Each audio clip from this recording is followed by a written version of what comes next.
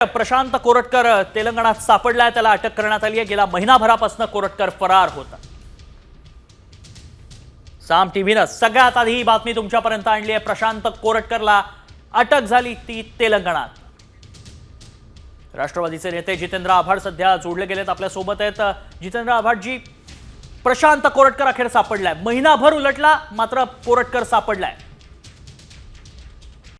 Comscore नुसार आता isakal.com आहे देशातील नंबर 1 ची मराठी न्यूज वेबसाईट। प्रत्येक अपडेटसाठी isakal.com ला नक्की भेट द्या।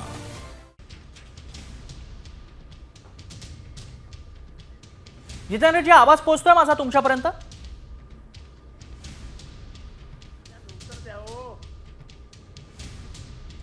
प्रशांत कोरटकरला अटक झाली आहे जितेंद्र आव्हाडजी। पळायला या सरकारने संधी दिली, जामीन मिळवायला संधी दिली। या सरकारने जेवढा वाचवण्याचा तेवढा वाचवण्याचा प्रयत्न केला।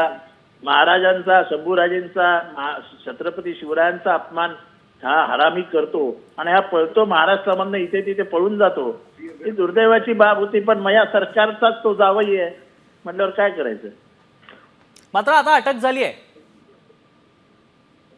आता अटक झाली तर काय, असं काय फार मोठं काय त्याला गळफासावर थोडी चढवणार आहेत। त्याला आणतील, चांगला डबा वगैरे देतील, वरण भात तूप तूप घालून जेवायला देतील, त्याचा जावयासारखे सन्मान करतील। ज्या सरकारचा तो जावई आहे, काही फरक पडत नाही हो।